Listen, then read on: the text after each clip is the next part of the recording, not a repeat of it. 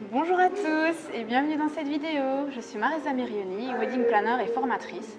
Et aujourd'hui, j'ai l'immense honneur et privilège de recevoir Olivier. Olivier qui est bijoutier chez Elle Bijoux.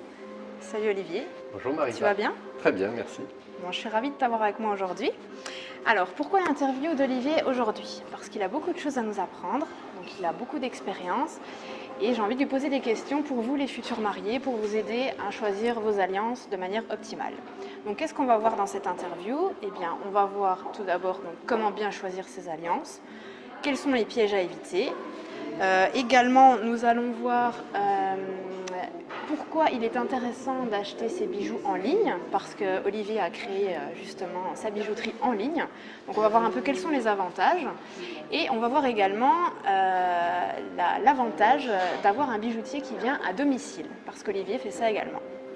Donc voilà, on va commencer à expliquer tout ça. Ça va, tu vas bien? Très bien. Allez, c'est parti. Donc on va commencer par en savoir un peu plus sur ton histoire. Donc j'ai cru comprendre que tu étais tombé amoureux de la bijouterie quand tu avais 7 ans. Tout à fait. Voilà, donc j'aimerais bien que tu nous expliques ton histoire, ton parcours. Alors c'est très simple. À l'âge de 7 ans, j'ai un de mes oncles qui m'a montré comment reproduire une chevalière à l'identique avec un os de sèche. Quand j'ai vu toute cette magie qui était utilisée pour reproduire ce bijou-là, ça a été un élément déclencheur dans ma vie. Et donc je me suis dit, c'est ce que je veux faire plus tard. Donc c'est ce qui a été mis en place, puisqu'après mon parcours classique scolaire, j'ai intégré pendant 5 ans une école de bijouterie où j'ai passé CAP et bac professionnel, option joaillerie. À la sortie de l'école, j'ai intégré bien sûr l'entreprise familiale où je suis resté pendant une dizaine d'années. Et puis, voulant vivre d'autres aventures, je suis parti et je suis allé travailler pour de grands groupes nationaux en bijouterie. Et ça jusqu'en décembre 2015, où là j'ai eu l'opportunité de créer mon entreprise. Et donc j'ai ouvert elbijou.fr depuis septembre 2016. Quelle belle aventure! Donc en tout cas, tu es extrêmement qualifié pour répondre à nos questions aujourd'hui. Je suis rassurée. Tant mieux. Exactement. J'aimerais bien que tu nous expliques quelles sont les différentes sortes d'alliances et aussi que tu nous expliques un peu le fonctionnement des gravures et comment on fait pour ajuster les alliances à notre taille. Donc, je te laisse commencer. D'accord. Alors, au niveau des alliances, je vous ai amené donc un plateau pour pouvoir vous montrer en fait les différentes possibilités. Donc déjà, vous avez différentes matières. Vous avez de l'or, vous avez de l'or 18 carats, vous avez de l'or 9 carats, je vais peut-être expliquer après. Vous avez donc ensuite du platine, vous avez aussi de l'argent. Ça, ce sont les matières les plus courantes qu'on trouve en bijouterie.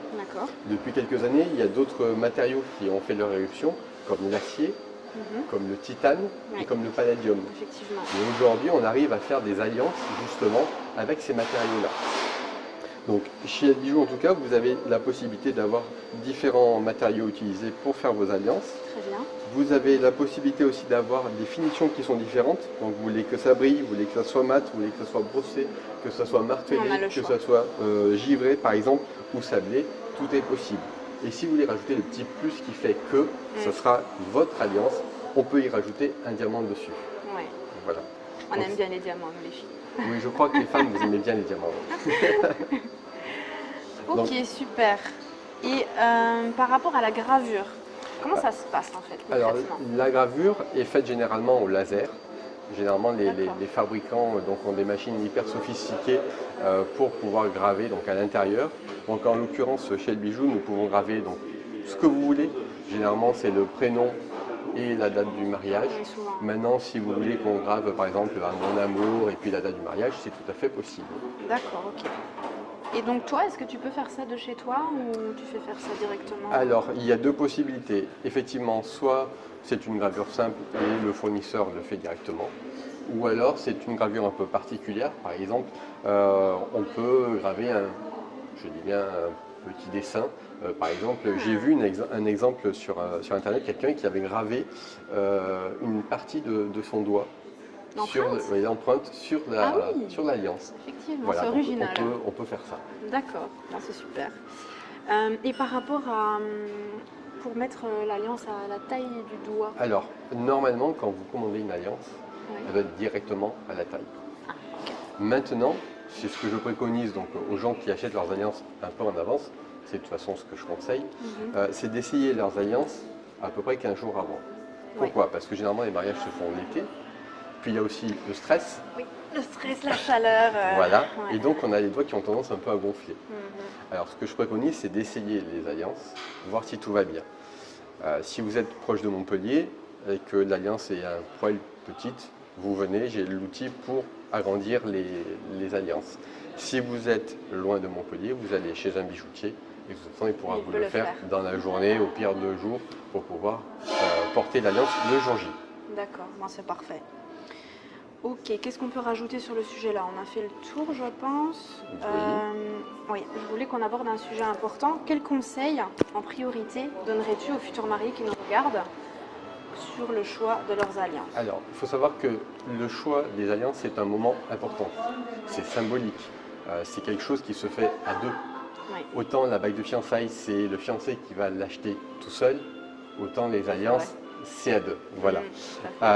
Ensuite, il faut y accorder quand même un peu de temps. C'est important. C'est le symbole que vous allez garder pendant toute votre vie de votre union. Oui, c'est pas un choix qu'on prend à la légère quand voilà. même. Donc normalement, on doit y apporter un peu d'attention. Bien sûr, il faut que les modèles vous plaisent, parce que c'est quelque chose que vous allez porter tout le temps. Ensuite, pour mesdames, quand vous allez choisir votre alliance, généralement vous avez une bague de fiançailles. Oui. Alors la bague de fiançailles, il faut aussi en tenir compte. D'abord, est-ce qu'elle est droite? Si elle est droite, vous pourrez l'associer à une alliance. Si elle est de forme décalée, ou en tout cas... avec une forme particulière. Voilà, une forme particulière. À ce moment-là, soit vous la mettez côté droit et vous portez l'alliance côté gauche. Ça, c'est le premier conseil. Deuxième conseil, si vous avez une bague de fiançailles qui est multicolore, je veux dire par exemple bicolore, vous avez la possibilité de choisir soit une alliance en or jaune ou en or blanc. Ne pas reprendre du bicolore, sinon ça fait trop lourd au doigt. Ah oui, d'accord. Oui. En revanche, bien sûr, si vous avez une alliance en or blanc, et ben vous prenez une bague de fiançailles en or blanc, vous prenez une alliance en or blanc, et ainsi de suite. Voilà. Ok, conseil important. Et sinon, tu me disais aussi par rapport à la facture et tout ça, est-ce qu'il faut aussi penser à après? Oui, bien sûr. Généralement, moi, les alliances, on les porte, mais on ne sait jamais. Quelquefois, on peut la laisser chez soi parce que justement, on part travailler et que l'alliance est interdite au travail. Alors, on ne sait jamais. Bien sûr, j'espère de tout cœur que personne ne va avoir de mauvaises surprises en rentrant. Mais ce que je conseille et ce qu'on fait, nous, chez El Bijou, c'est d'envoyer avec les alliances 2 factures. C'est-à-dire que la facture avec le descriptif de l'alliance et une photo. Donc, pourquoi 2? Vous en gardez un exemplaire, vous en donnez un exemplaire à votre assureur. Personne n'est à l'abri des dégâts, des eaux par exemple, chez votre assureur comme chez vous. Au moins, il y a bien une autre preuve qui peut... C'est une sécurité, effectivement. Tout à fait. Merci pour ce conseil, j'y avais pas pensé. Donc je pense qu'on a tout dit. Oui, tu me disais aussi qu'on peut garder les alliances dans un écrin. Oui, ça évite les micro-rayures, donc ça permet de pouvoir garder son alliance intacte.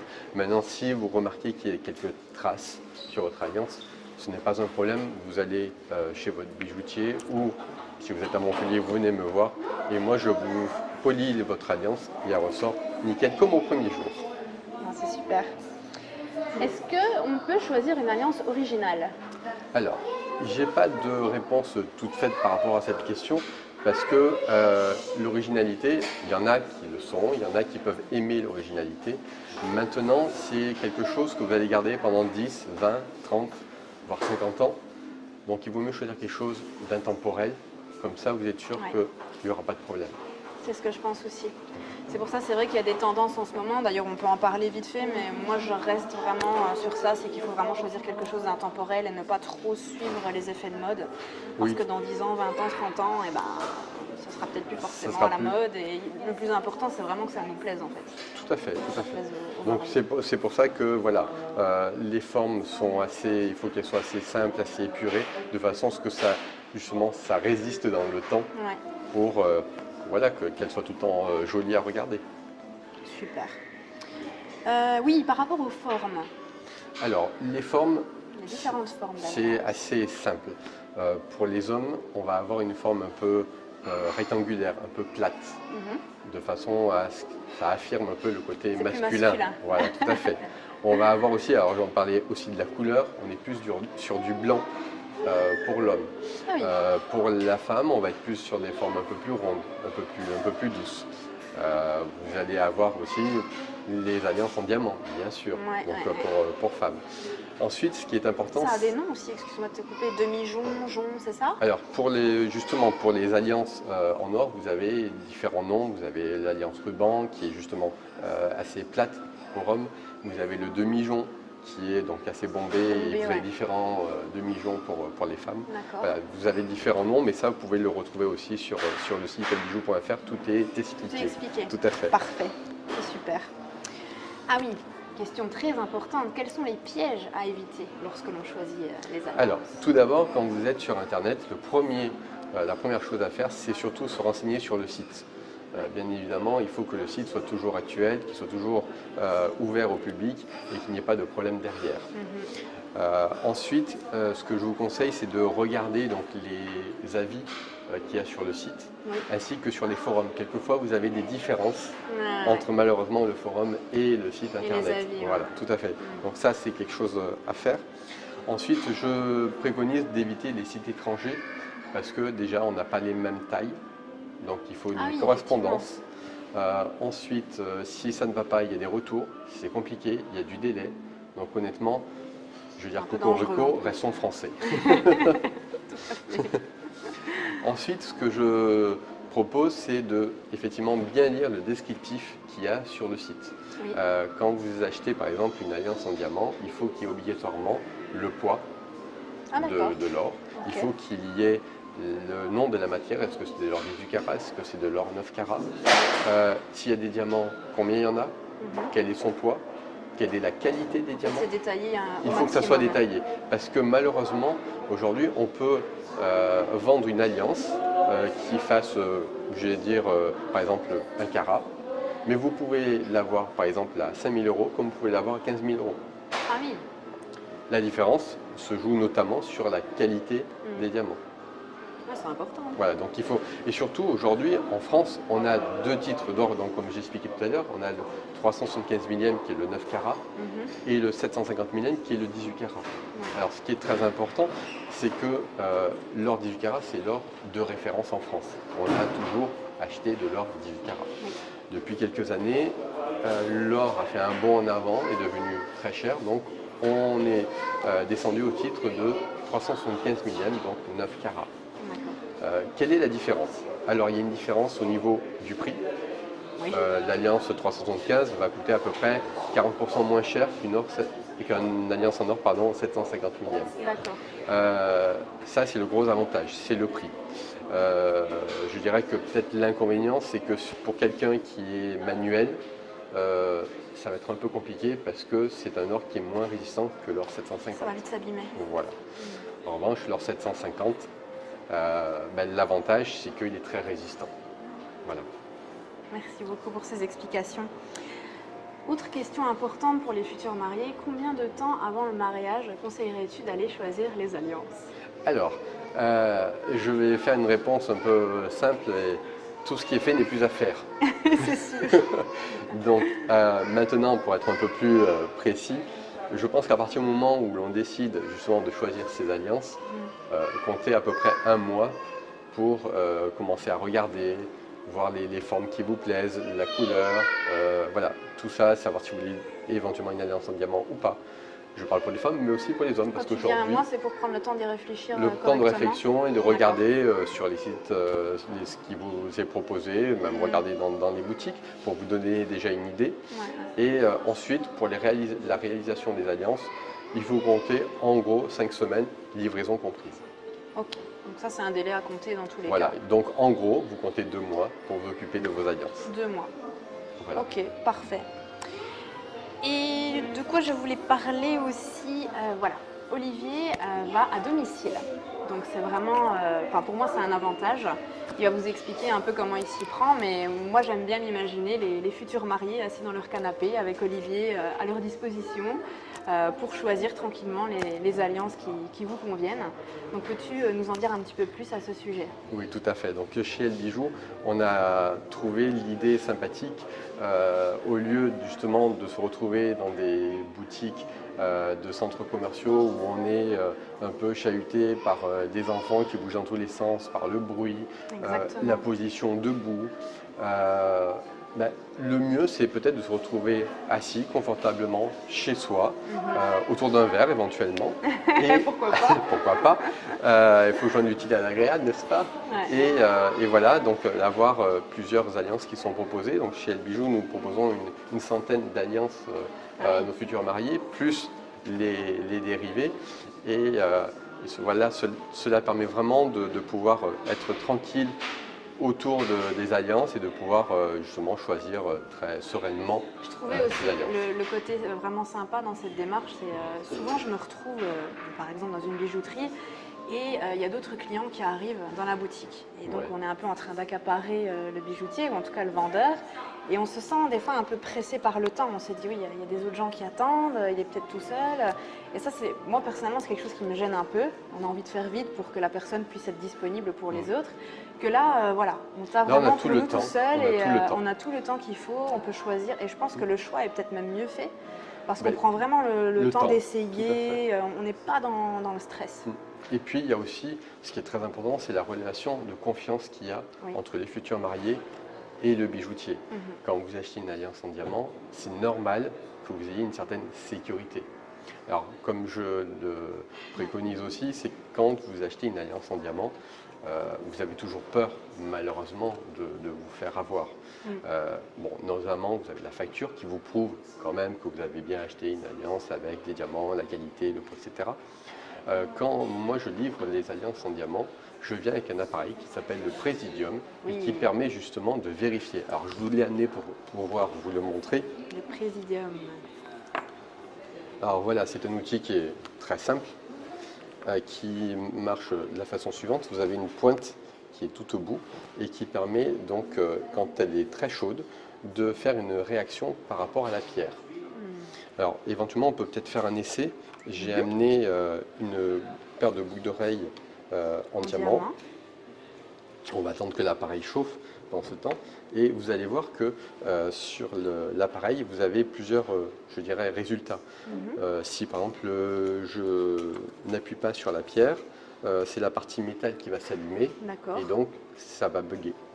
Vous allez avoir, si c'est une pierre qui est une imitation, vous avez toute une partie qui va clignoter, qui va vous dire attention, ce n'est pas du diamant.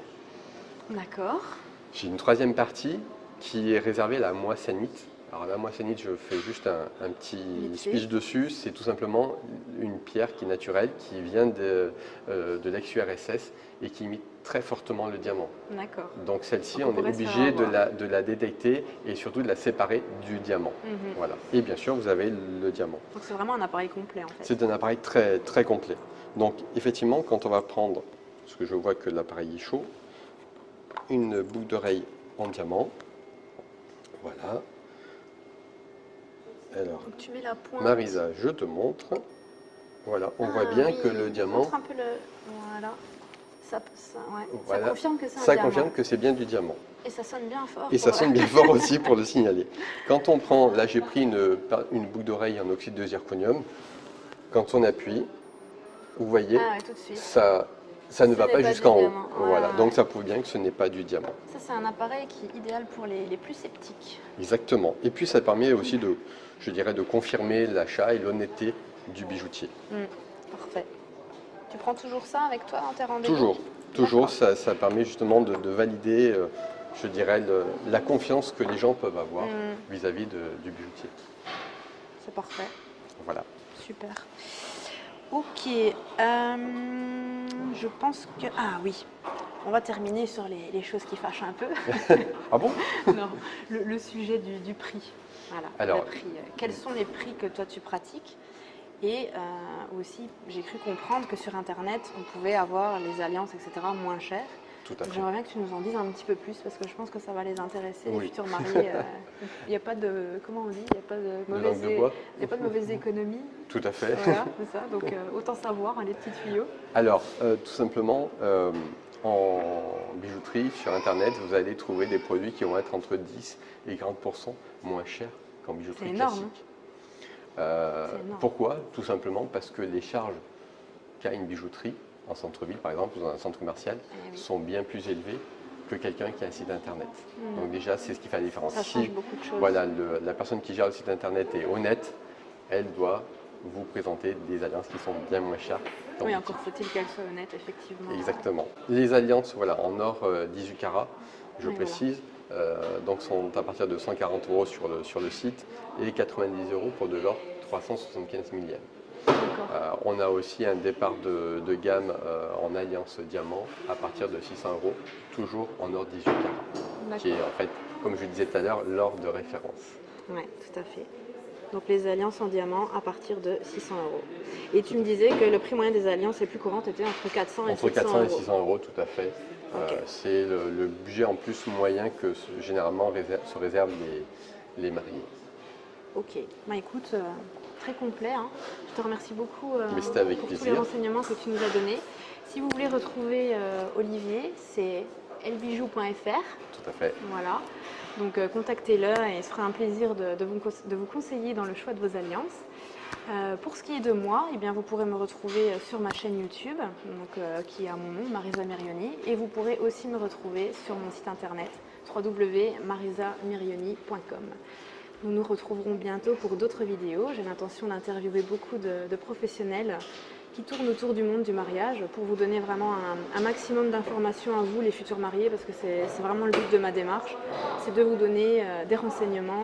Encore merci Olivier pour tout merci ça. Merci à toi Marisa. Et si vous avez des questions, vous pouvez les mettre en dessous de la vidéo en commentaire ou vous pouvez directement contacter Olivier sur son site et ce sera un plaisir de vous répondre. Il est aussi très actif sur les réseaux sociaux, donc vous pourrez le retrouver sur Facebook. Et pareil pour moi, les chroniques de la mariée, c'est mon blog, donc vous pourrez m'y retrouver et aussi sur Facebook à mon nom, Marisa Mirioni. Donc je vous souhaite une excellente journée à tous et je vous dis à bientôt pour une nouvelle vidéo. Au revoir. À bientôt. Salut.